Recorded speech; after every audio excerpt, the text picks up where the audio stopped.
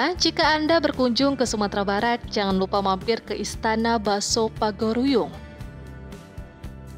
Istana yang terkenal dengan nama Istana Pagaruyung merupakan sebuah istana yang terletak di Jalan Sultan Alam Bagar Gasya, Nagari Pagaruyung, Kecamatan Tanjung Emas, Kabupaten Tanah Datar, Provinsi Sumatera Barat.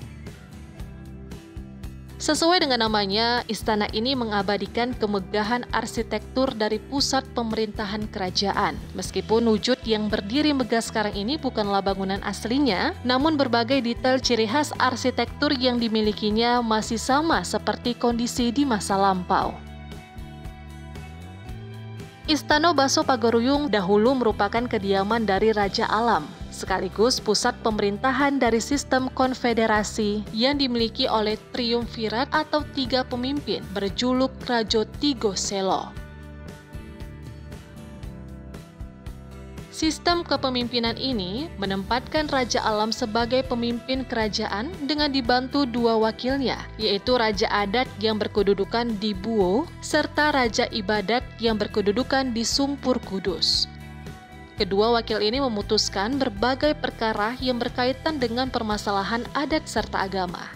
Tetapi, jika suatu permasalahan tidak terselesaikan, maka barulah Raja Pagaruyung atau Raja Alam turun tangan menyelesaikannya. Istana ini memang merupakan replika dari bangunan asli yang dibakar Belanda pada tahun 1804. Bangunannya berbentuk sebuah rumah panggung berukuran besar dengan atap gonjong yang memiliki ciri khas dari arsitektur tradisional Minangkabau. Rumah panggung besar ini bertingkat 3, pemirsa, dengan 72 tonggak yang menjadi penyangga utamanya.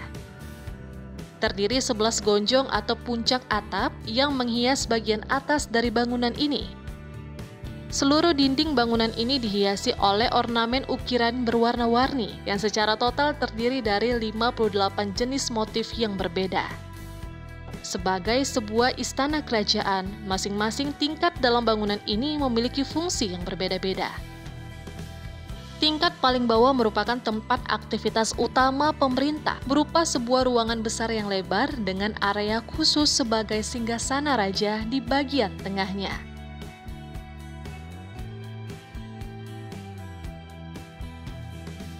Di sisi kiri dan kanan ruangan terdapat sebuah ruangan kamar. Di bagian belakang singgasana terdapat 7 buah kamar sebagai tempat bagi para putri raja yang telah menikah.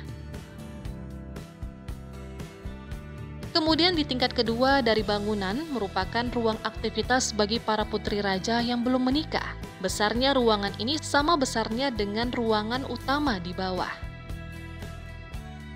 Ruangan yang teratas merupakan tempat raja dan permaisurinya bersantai sambil melihat kondisi di sekitar istana. Ruangan ini disebut Anjung Pranginan yang posisinya terletak tepat di bawah atap gonjong yang berada di tengah bangunan atau disebut Gonjong Mahligai. Di ruangan ini terdapat sejumlah koleksi senjata pusaka asli kerajaan yang masih tersisa. Di antaranya adalah tombak, pedang, senapan, dan senapan peninggalan Belanda.